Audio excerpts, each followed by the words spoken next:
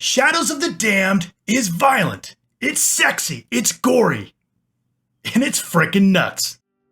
What do you get when you cram Japan's wildest game creators into a blender? One of the craziest and strangest trips imaginable, and likely one you've never played. The world of Shadows of the Damned is the completely over-the-top tale of a badass, leather jacket-wearing Mexican demon hunter out to rescue his girlfriend from the depths of hell. You're thrust into the shoes of Garcia Hotspur, the demon hunter from Mexico who sets out to save his beloved Paula from the claws of the demon Fleming, together with his trusty sidekick Johnson, who transforms into a handful of weapons to help you kill the demon spawn. The talent behind this project is absolutely bananas, including Shinji Mikami, the creator of Resident Evil, Suda51, the insane creator behind No More Heroes and Lollipop Chainsaw, and music by none other than Akira Yamaoka of Silent Hill fame.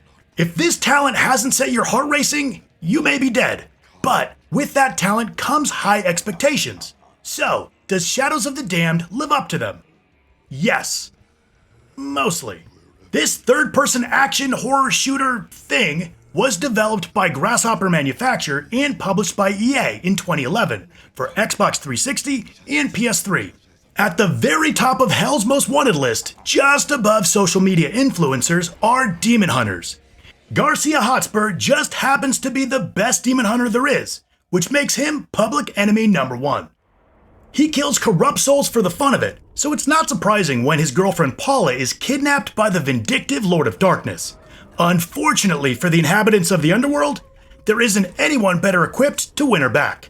Now, he has to travel through this dark and depraved world to wreak havoc on those who dare to harm his beloved. And that's about the extent of the plot's depth, though the story does play a large part in this dark adventure.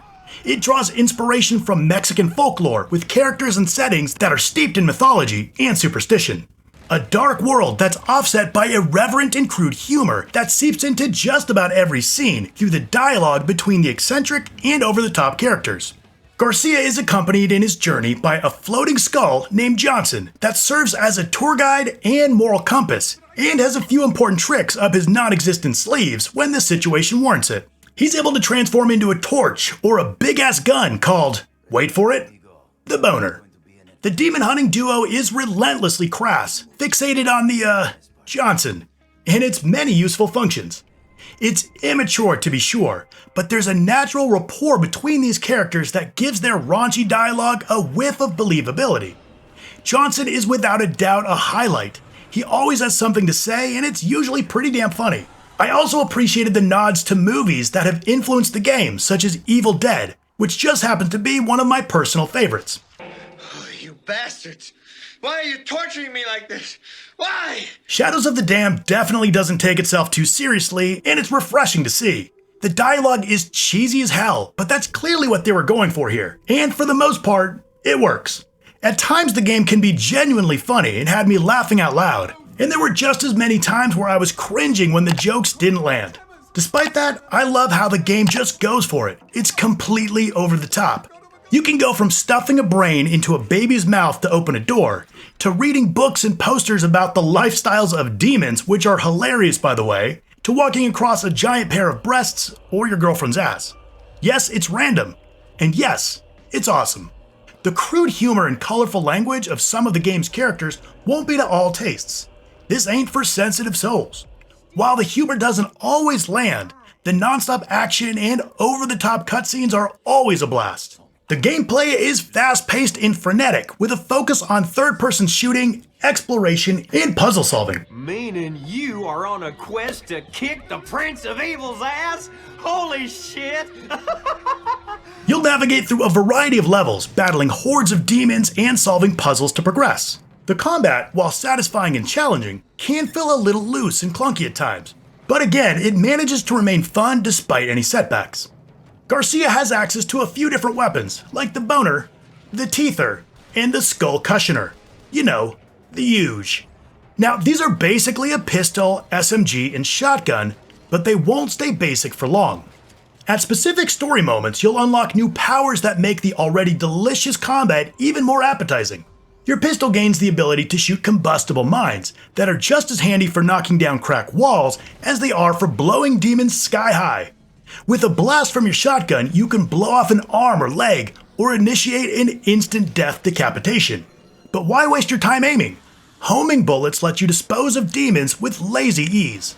Weapons are diverse and deadly, and it's sadistically satisfying to strike down your teaming enemies with them. To help him fight off the darkness, Garcia can wield the Light Shot, which is an alternate fire mode for all weapons that fires concentrated light.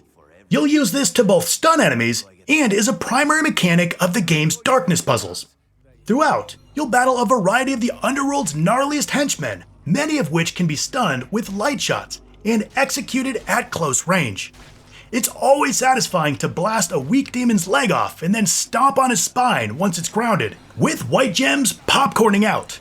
These can be exchanged for health, ammo, or red gems, which can then be used to upgrade your weapons.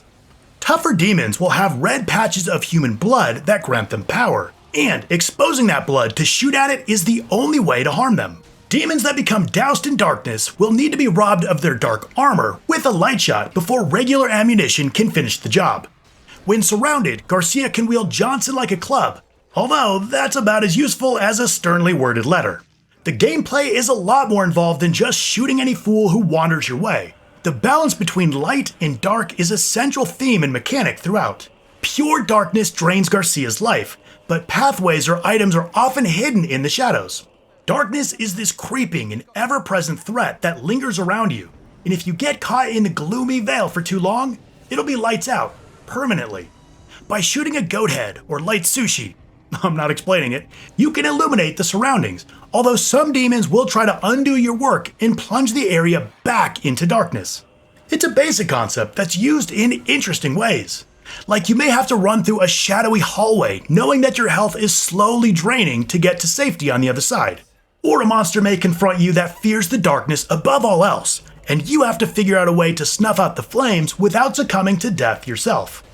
There's a constant balance to tempt fate without dying that makes these scenarios so much fun. Furthermore, certain doors are barbed by demon pubes. That only disappear when their supply of blood is cut off.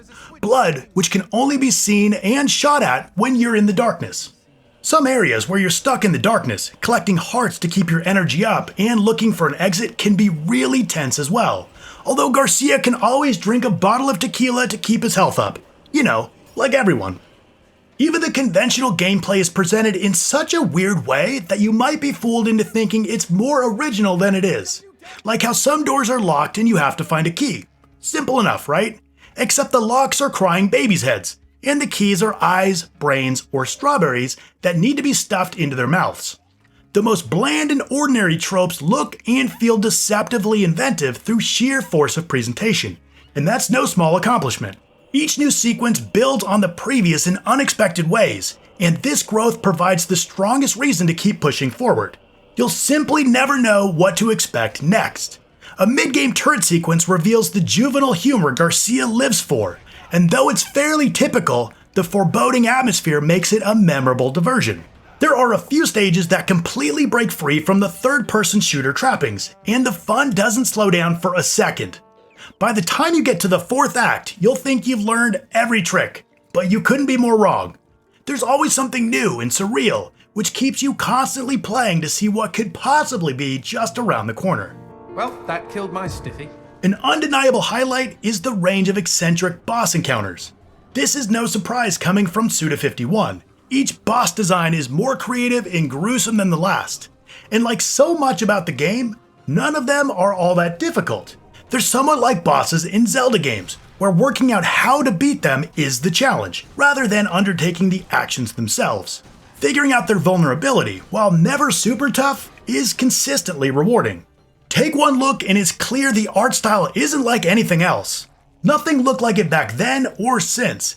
It's dark, gothic, and clearly takes influence from certain grindhouse movies.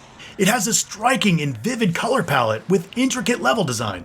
The environments range from dark and foreboding to bright and vibrant, creating a sense of contrast that adds to the overall atmosphere. While the game can look very pretty at times, it's not a graphical powerhouse, even for the time. However, since the art style is so great, it still somehow works. The audio is fantastic and totally suits everything that's happening in this twisted version of hell. The score is a masterpiece. Yamaoka has absolutely outdone himself. Shades of Silent Hill are mixed with a heavier, punkier, more tongue-in-cheek style of music, and there's more than a handful of standout tracks. Each one does a fantastic job of setting the mood, and the sheer wealth of different styles is bonkers.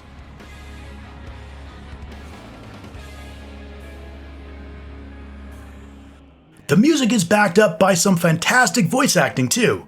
The banter between Steve Blum's over-the-top Garcia and Greg Ellis's neurotic Johnson make for a great pair of heroes that you won't find in any other game. Press on. I'm a Mexican, Johnson, not a Mexicant. Bravo, G. Highly original. And the overall sound design is completely immersive. You're in hell and you feel like you're trapped there. Sound walls you in during fights, crawling up your spine and smacking you in the face. You can't escape.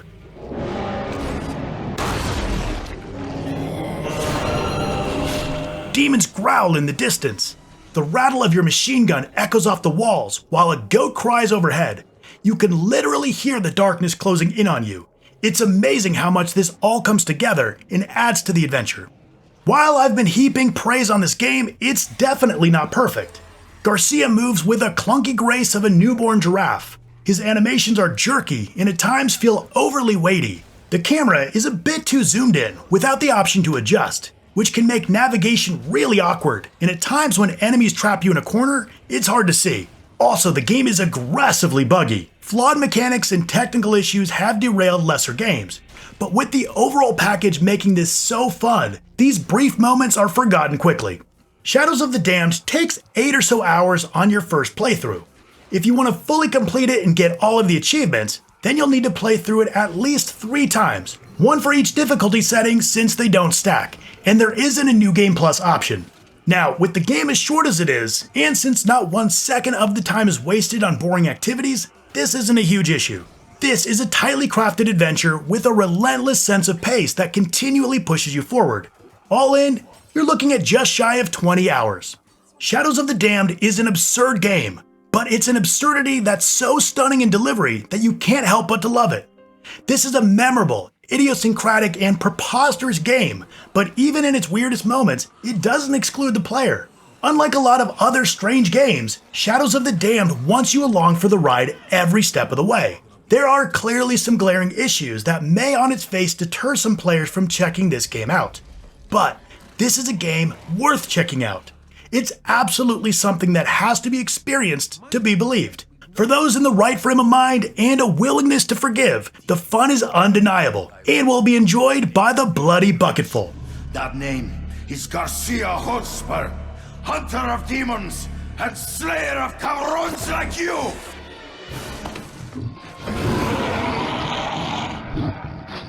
Alright, you've heard my take on Shadows of the Damned, and I'd love to hear yours as well. Also, what's another crazy game that not enough people know about? Let's talk about it in the comments down below.